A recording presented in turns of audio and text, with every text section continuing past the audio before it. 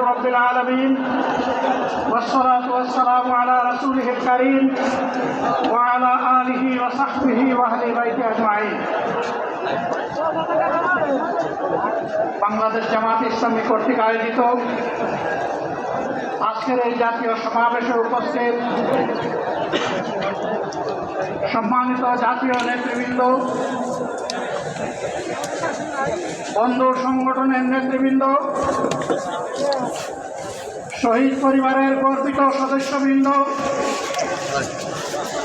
24শে জুলাই যোদ্ধাবৃন্দ,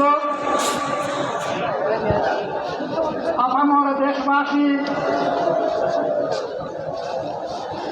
এবং আমার সাংবাদিক বন্ধুগণ,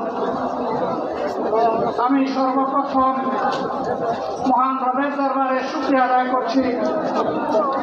ফ্যাসিবাদের পতনের পর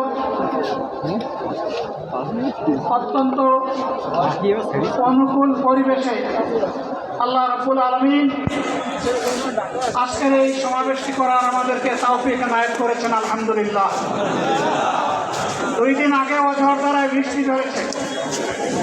অনেকে আশঙ্কা করেছিলেন কি হবে, মানুষগুলা সেদিন কি শান্তিতে বসে 2টি কথা শোনার সুযোগ পাবে।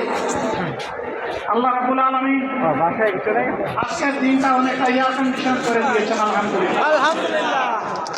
বৃষ্টি নেই, তীব্র রোদও নেই। আল্লাহ তাআলার পক্ষ থেকে তার গোলামদের প্রতি এই যে মেহেরবানি, এর জন্য নতশিরে আরেকবার আমি শুকরিয়া আদায় করছি, আলহামদুলিল্লাহ। সম্মানিত বন্ধুগণ, যাদের ত্যাগ এবং কুরবানির বিনিময়ে 15.5 বছরের কঠিন অন্ধকার যুগের যাতাতলে পিষ্ট হয়ে যারা তিলে তিলে দুনিয়া থেকে নির্যাতিত হয়ে বিদায় নিয়েছেন,